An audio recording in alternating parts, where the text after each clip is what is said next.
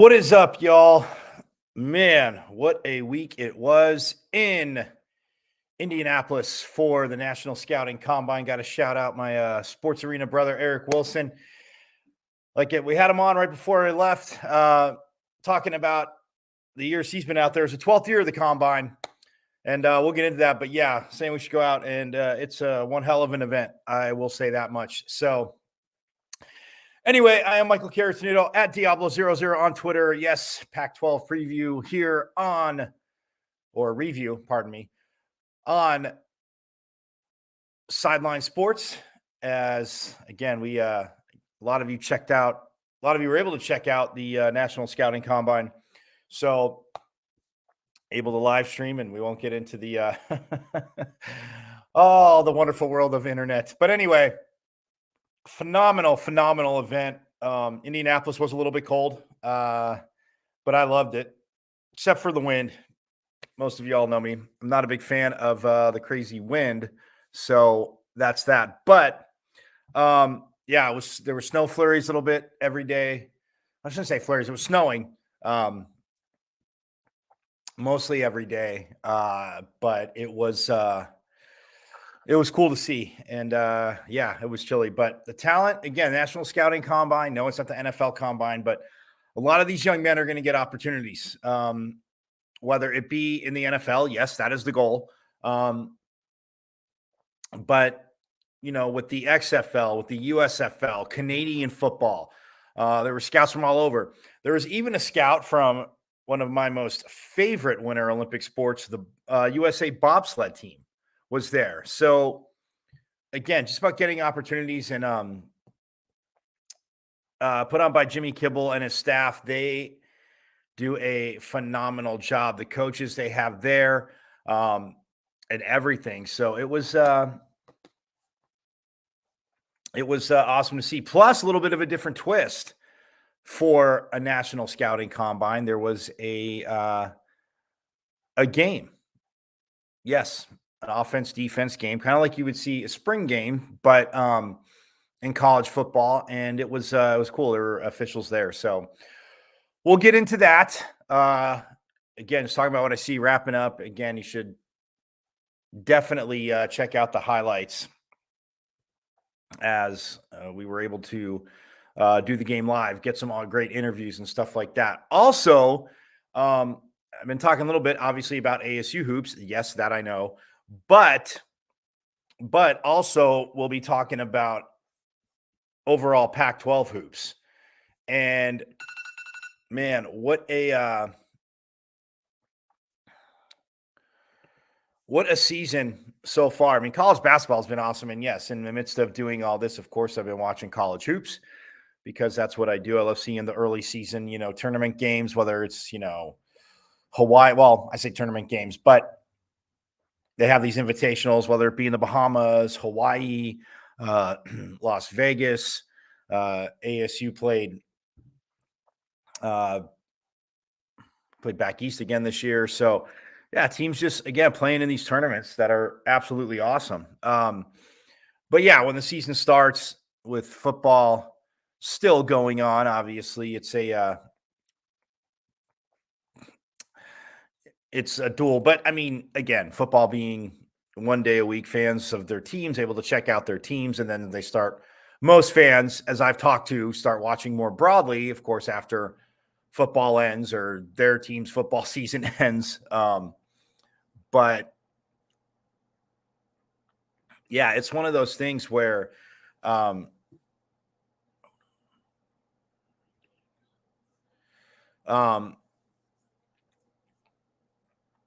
it's one of those things where you can't. I mean, I love watching, but I'm just saying it is tough to keep up with your conference. No, because again, engulfed in a conference, whether it be, of course, the phenomenal Pac-12, Mountain West, Big Ten, ACC, Big East. People will do that, but yes, getting a broader picture of what the bracket can look like. Of course, this time of year, once we flip the calendar to January, obviously sprinting through, and all conferences now in the thick of conference play.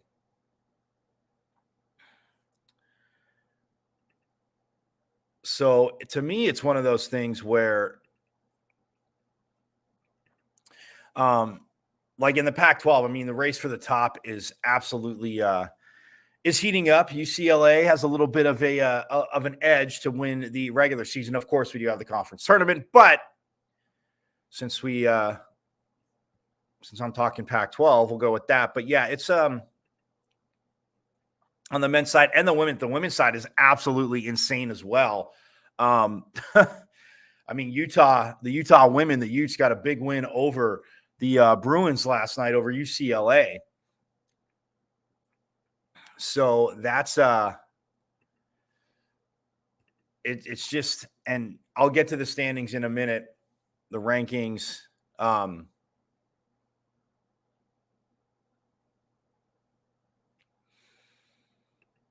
And the standings and all that good stuff. Sorry. But yeah, UCLA on both sides, men's and women's, having a hell of a year. On the men's side, when we look at the standings, let's get to the we'll look at the men's standings. And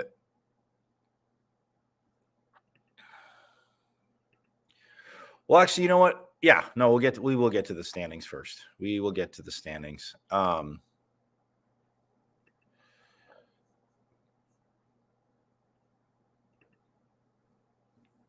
We will definitely get to the standings on the men's side and the women's, of course, too. But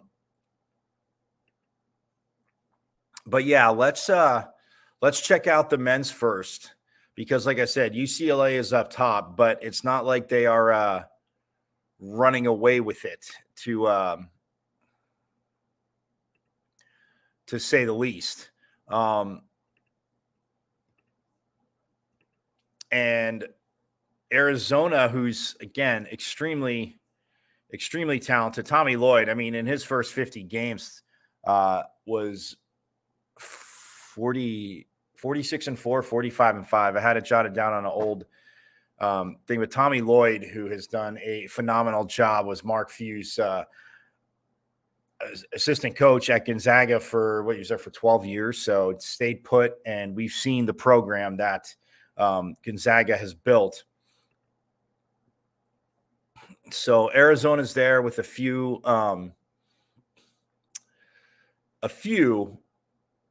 interesting games where they have fallen.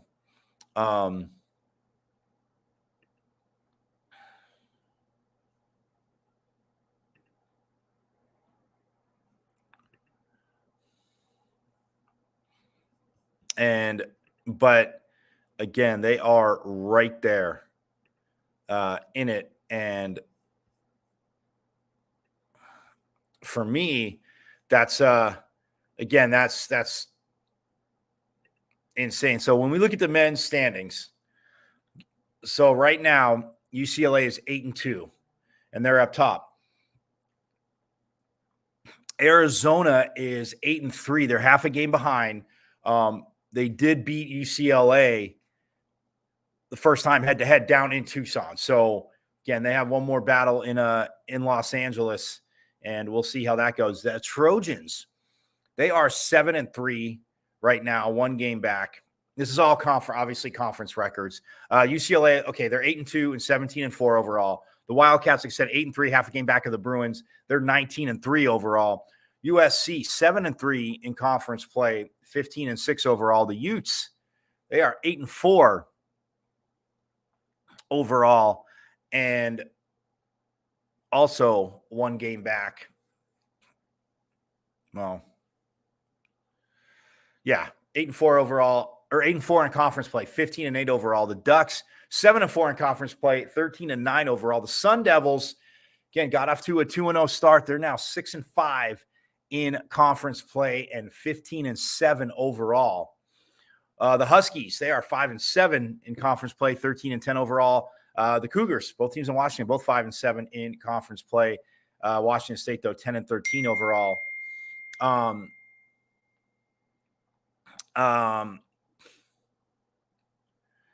Colorado, they are 4-8, are the Buffaloes in conference play, 12-11 overall.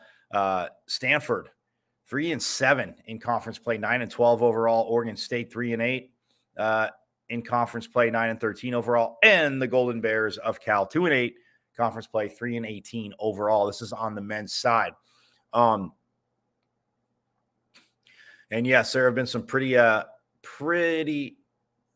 crazy battles. When we look at the top 25 rankings, actually, we'll get to the top 25 rankings in a second, but for UCLA, when we look at the Bruins and in conference play schedule-wise, what they've done so far, they started off, again, they beat Stanford, beat Oregon back-to-back. Then they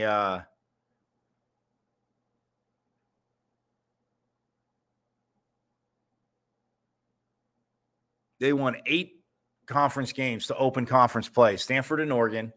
And then Washington State and Washington beat both of them. USC had them beat in their first rivalry game. I will say that much. USC had them beat. And yeah, they UCLA battled back again, a rivalry game. They beat USC 60-58. So that was that put them at 5-0 in conference play. Then they turned around and beat Utah handily. Yeah, swept the mountain schools, Utah and Colorado. Then Arizona State, that game I was at, a lot of you saw I was at.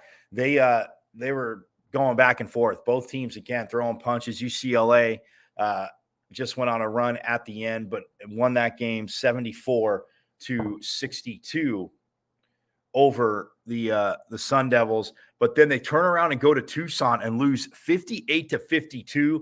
And then the other night, this past Thursday, the Trojans get the revenge, and they beat the Bruins 77-64.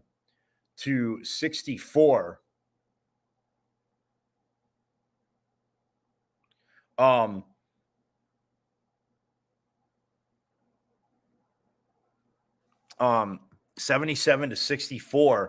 So that's how they close out January, but 8-2 in the Pac-12. And then they have the Washington schools coming up this week, Thursday and Saturday. They play Washington Thursday, and then Washington State at home. Then they have the Oregon schools, and then they host the Northern California schools. We'll get to all this. And then they're at Utah and Colorado. And then they close out the regular season hosting the Arizona schools. So Arizona State, and they close out the season with Arizona. So that will be, again, very, very it's a stretch here for UCLA, the final month of the regular season. But yes, in the thick of the battle for the regular season title. So that's where the Bruins are back at right now. But let's get, when I say back, let's get to the top 25 rankings. With those 2 losses, the Bruins dropped 3 spots. Arizona is the highest ranked Pac-12 team. They are at 6. UCLA, though, again, right behind them at number 8. It's in the AP poll, by the way. They are at number 8 is UCLA. And those are the only 2 Pac-12 teams right now, which I might disagree with a little bit, but that are in the top 25, both Arizona and UCLA at 6 and at 8. The number 1 team in the country, if you haven't seen them, they are 19-1 Purdue. They are actually up 2 spots. They went to number 1. Alabama is number 2. They're also up 2 spots. Houston dropped to 3. And then Tennessee at 4, K-State at 5. Like I said, Arizona at 6, Virginia at 7, UCLA at 8, Kansas at 9, Texas at 10.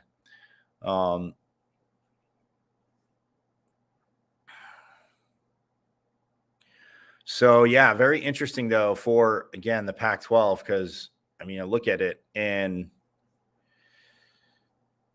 UConn, who's played well, they actually dropped 4 spots, but they're at 19 overall. Providence is at 23; they're down 1 spot.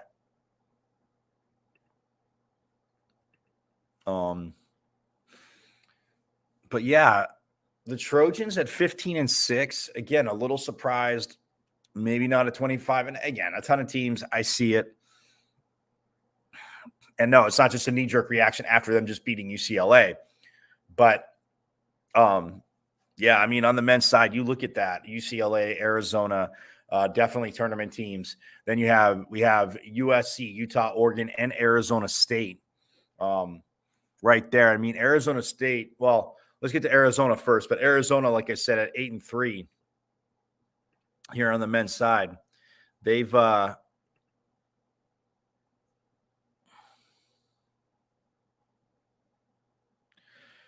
I mean, it was crazy because in December they dropped their first conference game because Pac-12 again with the was that 20-game schedule.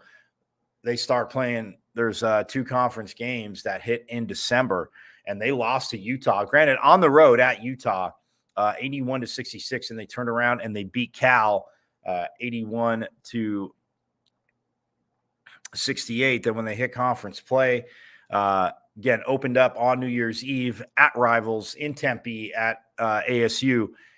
They won that game 69-60. Then they turned around and beat Washington 70-67, but lost to Washington State in Tucson 74-61. And then turned around and beat Oregon State on the road, and then lost to Oregon on that trip. Then they turn around and they beat USC, beat UCLA, beat Washington State, and beat Washington in a row there. So yeah, they are now 8-3 in conference play. Their next game they take on Oregon, but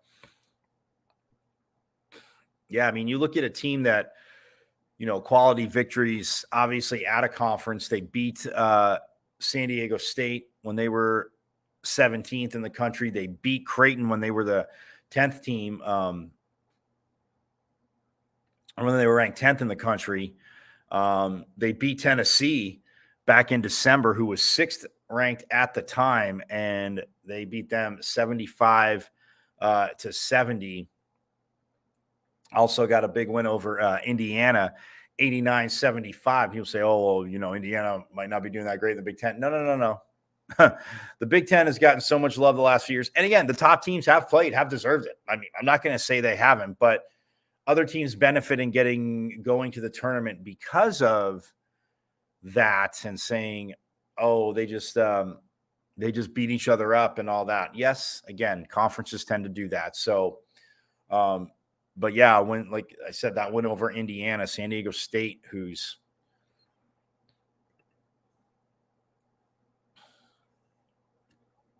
a very, very solid team too, and that they were able to beat. So yeah, for Arizona, and I mean, and even UCLA, when we look at that, because their other, I know I mentioned their conference games for the Bruins, but real quick, out of conference, they lost to Illinois, who's 19th at the time, 79-70. They lost to Baylor, 80-75, who was 5th at the time. They beat Maryland, who was 20th at the time, and they beat Kentucky, who was 13th at the time. So, and I mean, Illinois and Baylor, obviously 2 very good teams. Again, Illinois in the Big Ten having one heck of a year. Maryland in the Big Ten as well, and UCLA had a very commanding win over them. Baylor was the 5th-ranked team in the country at the time, and they fell by 5 points. So, again, a UCLA team that, yes, you see them. They are long. They are a very talented team for Mick Cronin. The Bruins, they, like I said, they're right there, but out of conference-wise, very solid too. The Trojans, again, a very interesting team are the Trojans because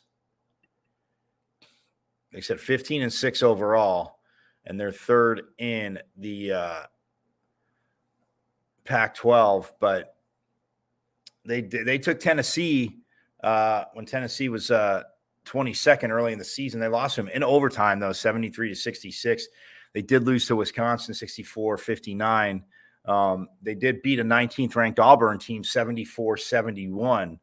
So, again, looking at USC, again, they beat BYU, again, Mount St. Mary's, Vermont, Alabama State. They did lose to Florida Gulf Coast, their first game of the season. But, yeah, it is a Southern Cal team that has definitely started to find its way. And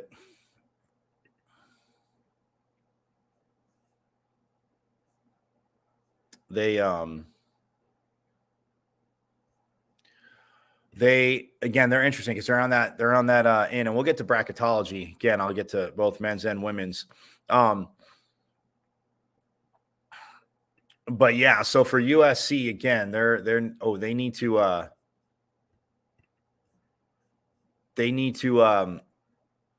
again here for Utah though. I mean, 8-4 in conference play, 15-8. So Utah, Oregon, and Arizona State, because Utah's 8-4, Oregon's 7-4, Arizona State 6-5 in conference play. Now, when we look at Utah, conference-wise, said they have a win over Arizona and an overtime win to start off conference play over Washington State. And then when they got into conference play, they won their first 5 because they won the next 3. Well, just conference play, I should say. Pardon me. But they beat Cal.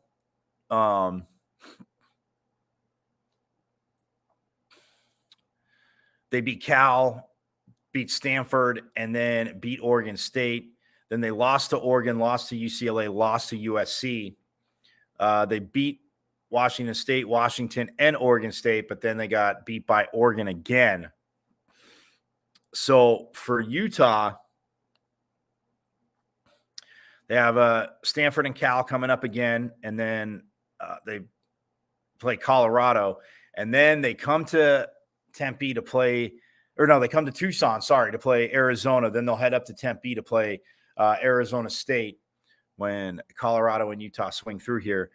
Then they host UCLA, then USC, and then they have Colorado. So, again, this stretch right here, and I would say huge for every team because this stretch not huge for every team to overstate the obvious. But for Utah, I mean, you look at it,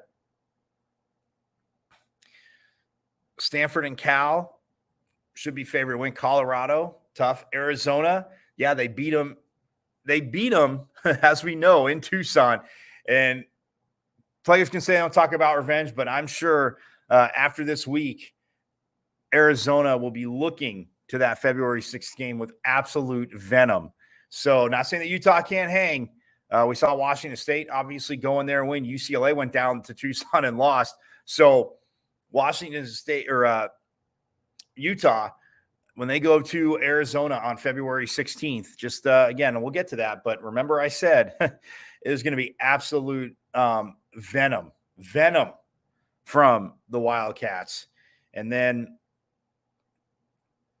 they have UCLA and USC, who they, again, already lost to in LA, but now they have them in Utah, and then they close out the season again, taking on Colorado. So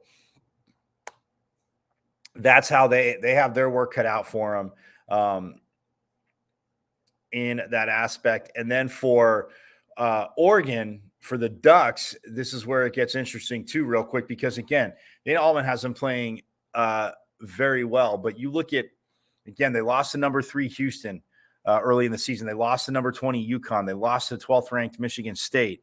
They did beat Villanova. Again, went over Nevada. They beat UC Riverside. But conference play wise, They opened when they played the two conference games they played in December. They played Washington State and they beat them 74-60. They turned around, lost to UCLA 65-56. Then when they jumped into conference play, only starting on New Year's Eve, they beat Oregon State, rivalry game. But then they turned around, lost to Colorado, and then they beat Utah, which I mentioned with the Utah. They lost to ASU, and then they beat Arizona, beat Cal, lost to Stanford. Tough loss there with how Stanford's been. And then they beat Colorado, did Oregon, and then they turned around and beat Utah. So they split with Colorado this year, swept Utah. That is huge for them when they're, again, getting matched up, but even just conference-wise, getting evaluated for the tournament.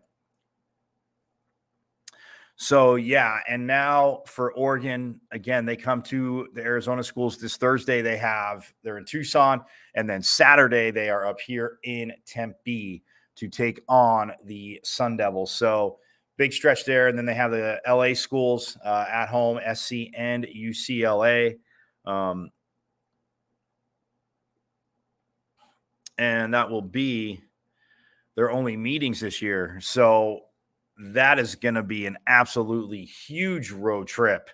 A huge homestand, huge homestand for Oregon as the Bruins come up there, as do the Trojans. So a huge homestand. And yes, they'd obviously want to get two, but somehow if they could get a split of that, that would go a long way for them. Then they're at Washington and Washington State. Then they have the rivalry game at Oregon State. Then they close out with the Northern California schools. They host Cal and host Stanford. But, yeah, I mean, just that Arizona State, USC, UCLA, that stretch right there could send to Oregon if they could be one of the, Final Four teams in, or Final Four in the first four tournament-wise, or if they just need to go flat out win the Pac-12 tournament to get the automatic bid. So that's where Oregon is at. And Arizona State, of the teams, like I said, to make the tournament, pretty much same boat as Oregon. Again, nice win over VCU early in the season, beat Michigan when they were ranked 20th. Beat a very good SMU team on the road as well. They turned around and beat Creighton as well. San Diego, again, lost to San Francisco, lost to Arizona, but then rattled off 4 wins in a row: Washington State, Washington, Oregon, and Oregon State. Now they dropped their last 4 to UCLA, USC, Washington, and Washington State. So split with the Washington schools this year. But yeah, now they have, like I said, they have Oregon State coming up on Thursday. They have the Ducks, who I mentioned, with Oregon, coming up on Saturday. Both those teams battling for top there. And then they go to Stanford and Cal. Then they host Colorado and Utah. Then they go to Arizona, and then they finish up their season, like I said, about Arizona with the LA schools. They have UCLA on the 2nd, and then they have the Trojans on the 4th. So this is a huge stretch for the Sun Devils too. I mean, if you could get avenge that loss.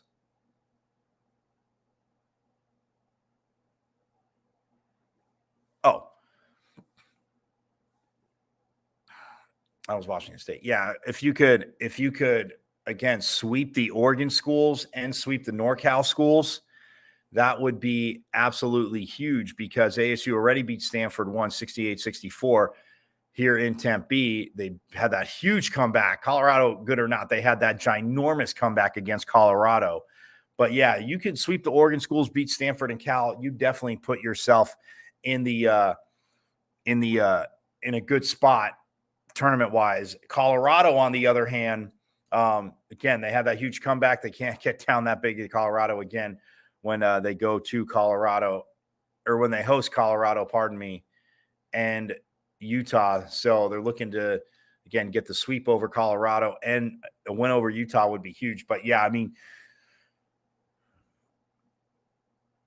with 9 games left, I mean, they at least, I would say 6-3 would be probably put them last 4 in. They go 7-2, 8-1, I think, or they would be, part of the first 4 if they went 6-3. If they go 7-2, or 9-0, 7-2, 8-1, 9-0. Yes, I think they would be in. Again, very tough to happen, but they have the defense to do it. So that's where ASU is at. But we are going to take a quick break. And when I get back, I'm going to flip over to the women's side because, yes, the Stanford Cardinal, I know, such a surprise, are crushing it. But again, the women's Pac-12 standings, Stanford's crushing it, but they got some company up top and some teams that can definitely make runs at Stanford. So we'll step aside, get to the women's side of Pac-12 hoops, and then, yes, I'll do that. Top few teams. We'll get to the other teams because of that, and I will also wrap up I said I'd finish up the National Scouting Combine. I'll get to that. So we're going to step aside, and we got more coming up here on Pac-12 Review on the Sideline Sports Network.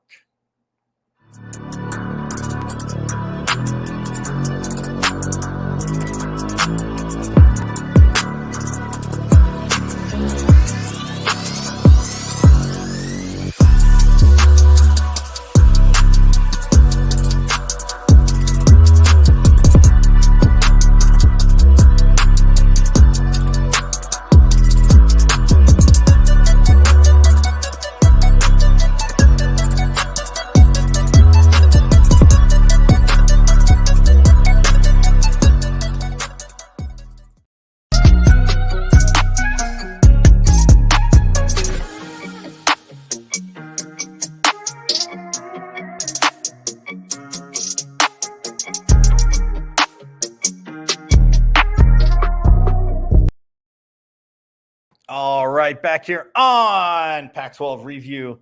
And yes, I am Michael Caratenuto at Diablo00 here on the Sideline Sports Network. You can, again, follow, send some tweets, whatever you prefer. But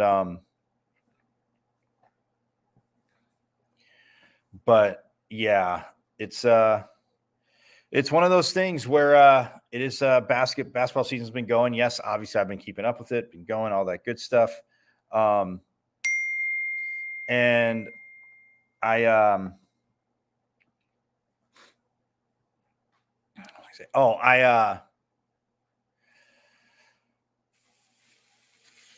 think, again, on as we get closer to tournament play, I think the Pac-12 will be very well represented. I know I said that in the beginning, not even being a homer. I just think, yes, they have to win games with teams that have said a thing. UCLA, yes, they're going to win quite a few more games. Arizona, too.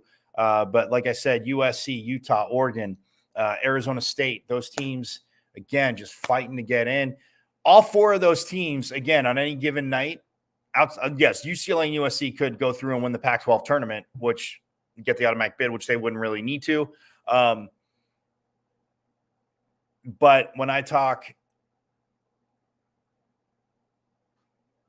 Oregon, Utah, when we talk USC, Utah, Oregon, and Arizona State, all four of those teams definitely, from what I've seen, could. And again, it depends on everybody says, well, it depends on matchups. Well, they can create a matchup nightmare too. So for me, looking at that, those six teams all could go through and win the Pac-12 tournament. If anyone else were to do it, yes, that would upset probably somebody else's bid in the Pac-12 for the tournament. But again, let's enjoy it. No need to rush to it, right? No need to rush to it whatsoever at all. So yeah, it'll be fun. Like I said, down the stretch, I mean, with the men and the women too. But yes, let's look at, well, when I look at the women's college basketball, look at the AP top 25 first. Stanford is the highest ranked at number 3. They are 19-2 overall, are the Cardinal. And yeah, they're just they're rolling, like I said. And Tara Vandevere, who has been there for a few minutes, right, Hoops fans? Yes, what a phenomenal coach! What again, a phenomenal program. She definitely has a coaching tree out there of former players that have played for her, but even coaches again that have moved on. So they are number 3 in the AP poll, number 2 in the coaches poll. But yeah, number 3 in the AP poll are the Cardinal of Stanford. Utah, like I mentioned, UCLA, pardon me. They are number 8 in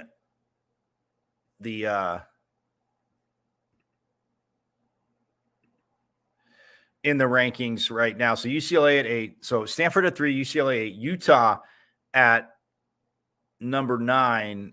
And then we have Arizona at number 19. And rounding out the top 25 is Colorado for the Pac-12. So 5 of the teams in the top 25 for the Pac-12. And when we go to look at the women's standings, like I said, Stanford 9-1 overall in conference play, 21-2 overall. Oh, I don't think the women's top 25 gets updated. That's right. Until today or tonight.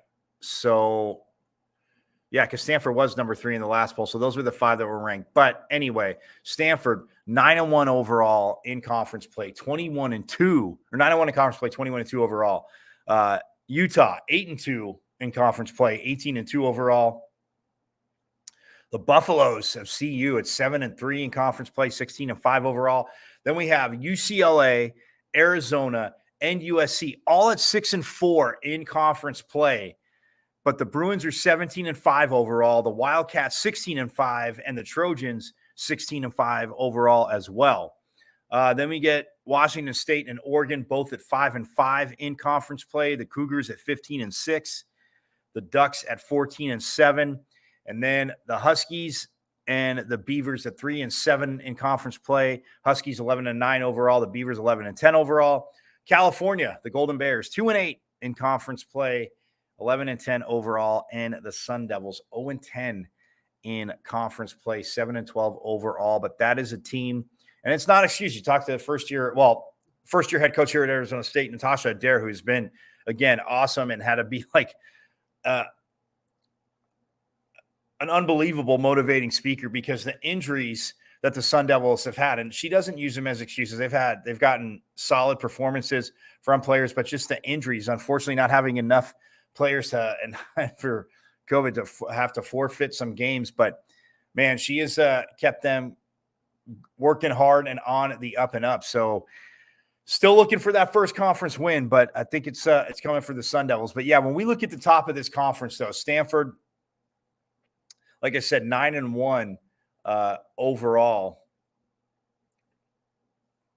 And to me, their one conference loss, and not that I had to take a double take, but when you look at,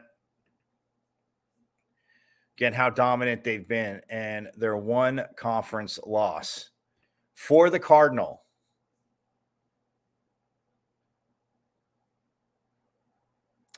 they lost to USC 55-46 on just a few weeks ago on January 15th. And it was at USC.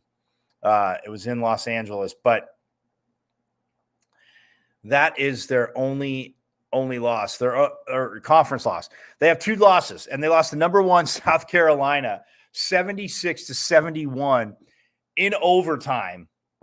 And South Carolina, I want to say, still the number 1 team. Yeah, still the number 1 team in the country through last week. Undefeated, haven't lost. That's one of 2 Stanford's losses. So the USC loss, again, as we look at, SC 6-4 in conference play, 16-5 overall. Again, not bad. Just USC was able to beat the Cardinal, but they won their first 5 conference games over Cal, ASU, Arizona, Cal again.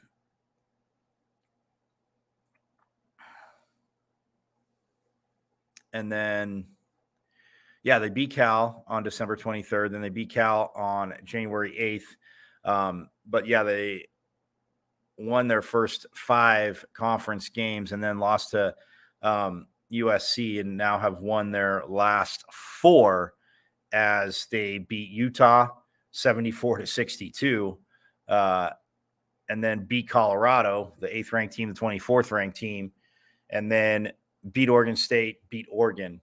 Oregon State had a eke by with a 63-60 victory, 62-54 over Oregon. But yeah, this stretch, Washington State, Washington now. Yeah, they got the next 4 on the road. At Washington State, at Washington, then at U of A, then at ASU. Then they return home to take on SC and UCLA, and then they finish the season on the road. So 6 of their last 8 games, 6 of their last 8 games on the road. So Stanford, by the time Pac-12 tournament rolls around, the NCAA tournament, yes, they will be going to the NCAA tournament. By the time the Pac-12 tournament rolls around and then the NCAA tournament, they will be very road tested. Will the Cardinal. And yeah, you look at them. Utah, though, got a big win last night. Man, hats off to the Utes. 8-2, like I said, in conference play, 18-2 overall. And they got a big win last night, a 2-point victory over UCLA. And man, it went down to the wire. And when we look at it, it was the first quarter. And this one I wanted to get into a little bit more, but they were tied at 16 at the end of the first. UCLA was up by 3 because they outscored them by 3 in the second. It was 39-36 at halftime. And then it was 58-54 at the end of the third. But look at this. Utah, granted they were home, but they held the Bruins to 11 points in the fourth quarter. They scored 17, maybe not the best, but held them to 11 and win it by 2, 71-69. And Alyssa Pilley, if you do not know this girl, as I will say, if you do not know this girl, you will get to know her because she played 32 of the 40 minutes last night, 9 for 16 from the field, 1 for 1 from the behind the arc, 4 for 5 from the line, 9 rebounds, 1 assist, 1 steal, 2 turnovers, but 23 points, 23, 9, and 1 for Alyssa Pilley. And man, she was just absolutely awesome. UCLA, again, balanced scoring. They were led by Emily Basor, who had the 6'4" sophomore from Munich, Germany. By the way, yes, very international in the Pac-12. She had 17 points with 6 rebounds on the night. And then Kiki Rice, 5'11" freshman from Bethesda, Maryland. She had 11, but then off the bench, their bench players had, 21 points, but 20 between 2 as Gabriela Jaquez, the 6-foot freshman, had 10 off the bench for the Bruins, as did her fellow freshman classmate, London Jones, had 10 points off the bench as well. So UCLA's bench outscoring Utah's bench 21-15. But also for Utah, their junior guard, Isabel Palmer, had a great night too. Palmer finished with 14 points, 3 rebounds, and 5 assists on the night. But yeah, Utah again gets the 71-69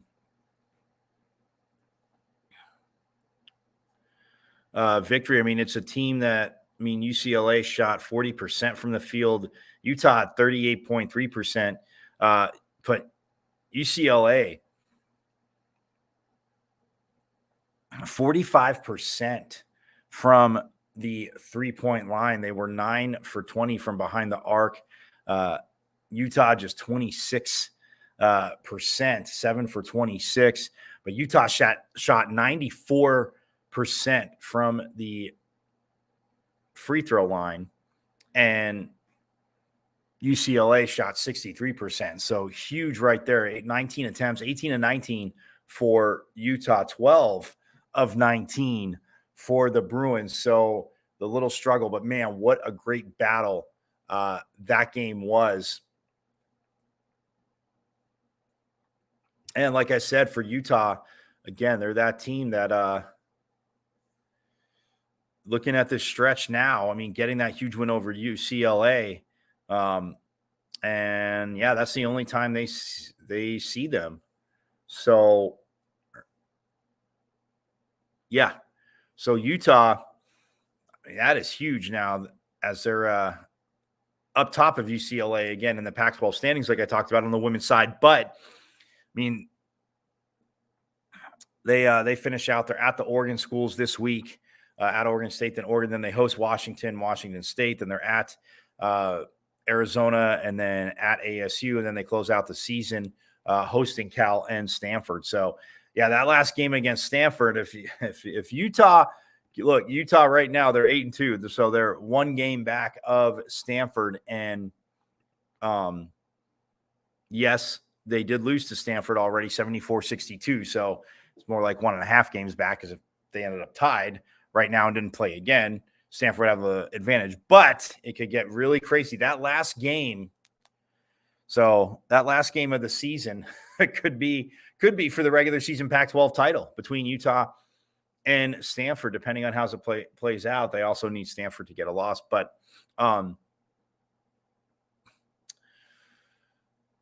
yeah, I mean, and when we look at, and then you look at, I mean, Colorado, again, another team, 7-3, like I said, in the Pac-12, 16-5 overall. And they're right there. The Bruins, again, 6-4 in conference play, 17-5 overall. And UCLA, I mean, that's a team that we've seen. I mean, they started off the season 7-0. And that included a win over 11th ranked Tennessee, and also an overtime victory over Marquette. Those games back to back. Their first loss was to number 1 South Carolina, 73-64. Didn't play bad at all. But yeah, they started out 7-1. They actually they won 13 of their first 14 games, and then 14 of their first 16. So conference-wise for the Bruins, they opened up, they beat Oregon, they turned around, lost to Oregon State by 5, then turned around and beat rivals SC by 1 on January 8th. That was actually a heck of a game. I'm glad I got to catch a replay of that. That was not just because of the score, that was a heck of a rivalry game. But they held on to beat the Trojans 61-60. Turn around after that, though, lost to Stanford 72-59, beat Cal by 17, then beat Washington by 4. Beat Washington State by 7 on the road. Washington State on the road, then lost to Colorado on the road, 73-70 in overtime. Then lost to Utah on the road last night, 71-69. So an overtime 3-point loss and a 2-point loss to Utah in the end, who, like I said, got that drive from Pilley at the end of the game to seal it. And Utah beat UCLA 71-69, but now they host Arizona, then Arizona State this week, and then they got 4 home games in a row. So it will be very nice for UCLA. They can definitely make a mark. That Arizona game is going to be tough. Again, the 19th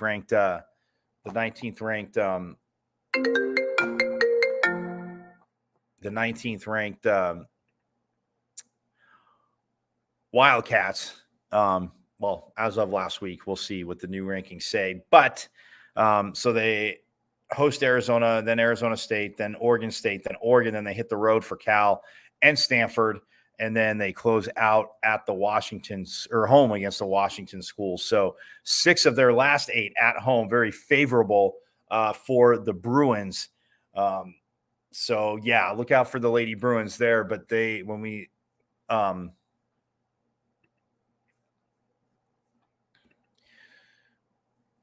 those 4 teams, Stanford, Utah, Colorado, UCLA, and then you got Arizona too as well. And yeah, so for this week, I will just get to Arizona. But when we look at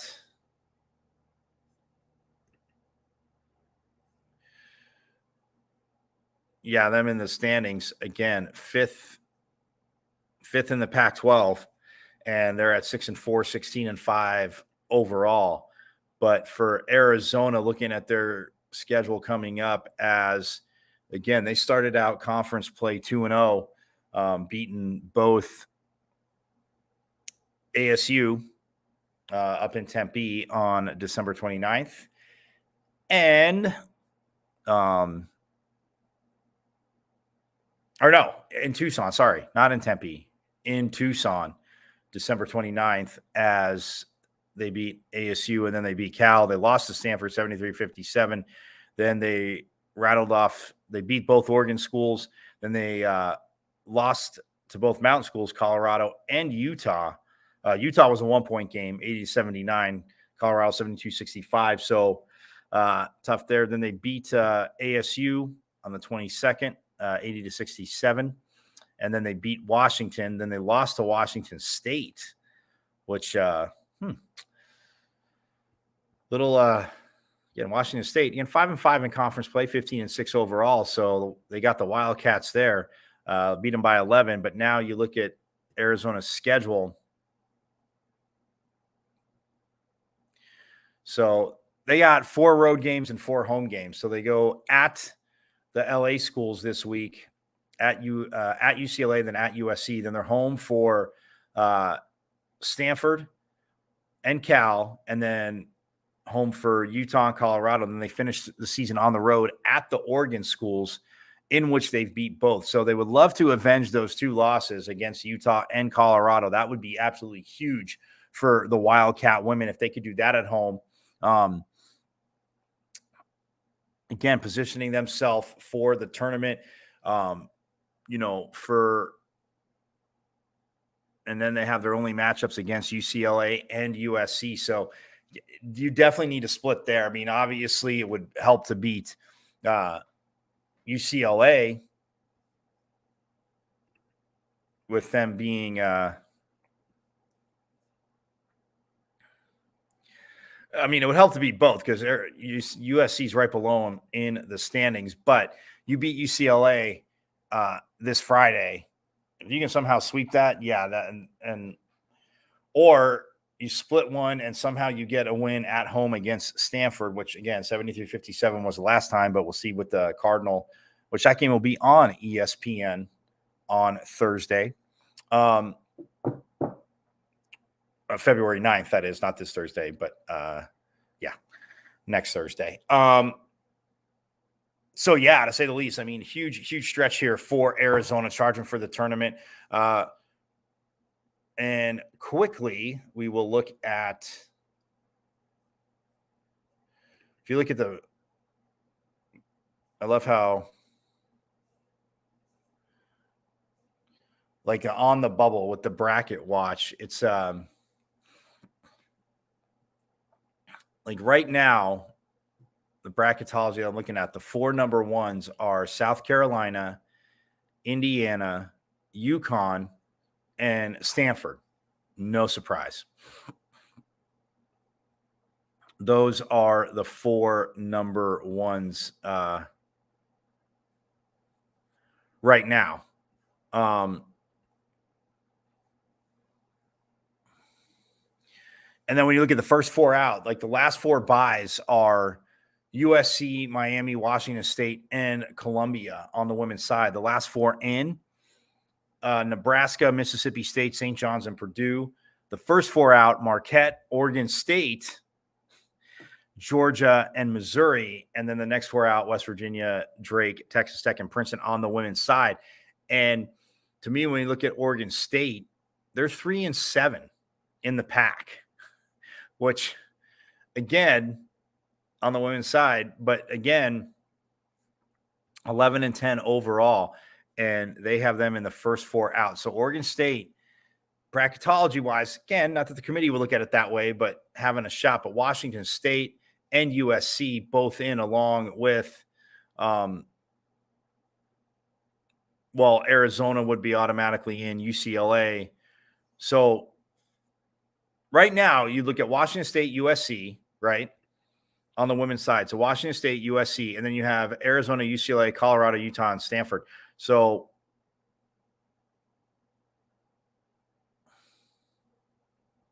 7 teams from this conference in, and with the possibility, I mean, if Oregon State can get in a run, but Oregon State's got to play some of these teams. But 7 teams on the women's side in the tournament in the Pac-12. Absolutely awesome. That is very, very awesome. On the men's side for bracketology, when we look at this real quick, want to wrap it up. I love Joe Lunardi throughout the years. I mean, he has a Purdue, no surprise, is a top overall seed. Nevada's the last team out. Wisconsin is the last team in, or first team out. Nevada's the first team out. But yeah, you look at last 4 buys on the men's side. You have Maryland, Memphis, Kentucky, and USC's right there. The last 4 in right now for Lunardi: Arizona State, West Virginia, Pittsburgh, and Wisconsin. The first 4 out: Nevada, A&M, Ohio State, Oklahoma State, and then the next 4 out: Penn State, Oklahoma, Florida, and Wake Forest. The 4 number ones as of right now: Purdue, Alabama, Houston, and Tennessee are the 4 number ones. So you look at USC and Arizona State in on the men's side, right? So with USC and Arizona State in, it looks like, well, I wonder, wait, hold on. We got to see, because Arizona's in, UCLA's in. They have right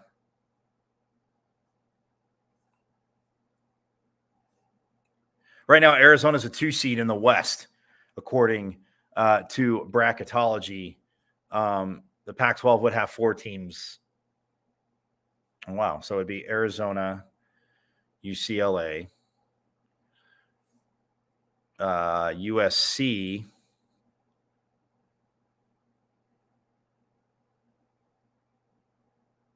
and then Arizona State. So only 4. They don't have, I don't see, obviously, Oregon there. But, again, Oregon can play themselves in. So very, very interesting what the Pac-12 season is like, and the bracketology. Again, talk about on the men's side, just absolutely insane.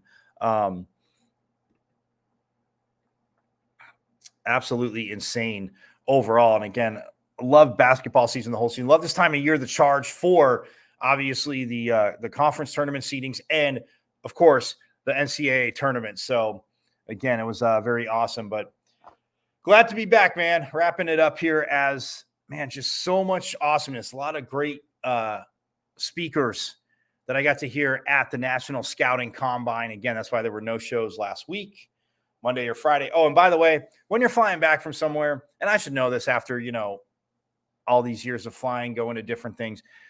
When you're flying home, just fly direct. Just fly direct.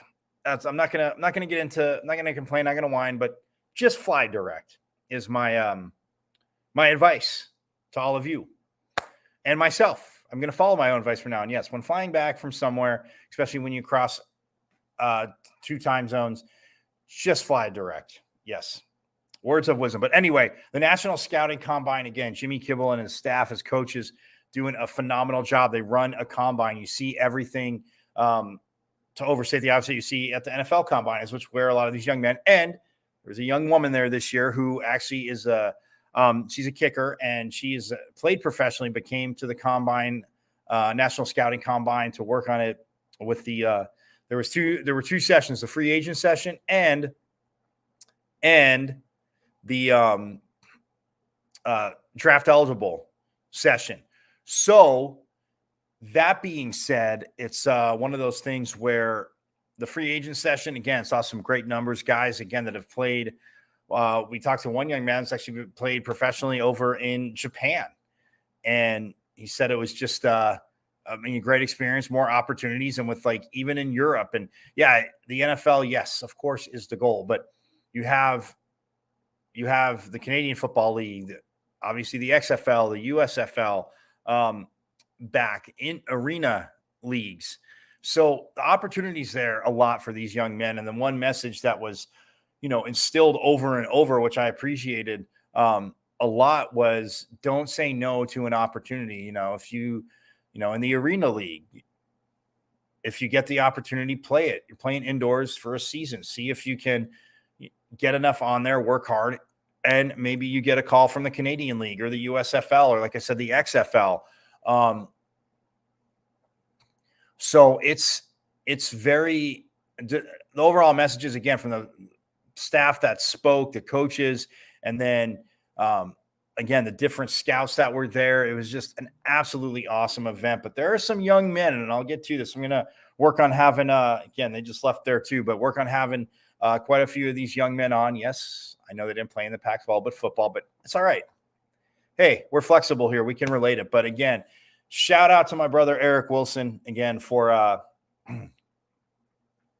finally dragging me out there. Because every year for the last 5, he's been saying, you got to come out, got to come out, got to come out. And yeah, now I know why we're able to do a lot. And it was just absolutely awesome to see what these young men, again, still working towards their goals. And it's just, again, a lot of fun.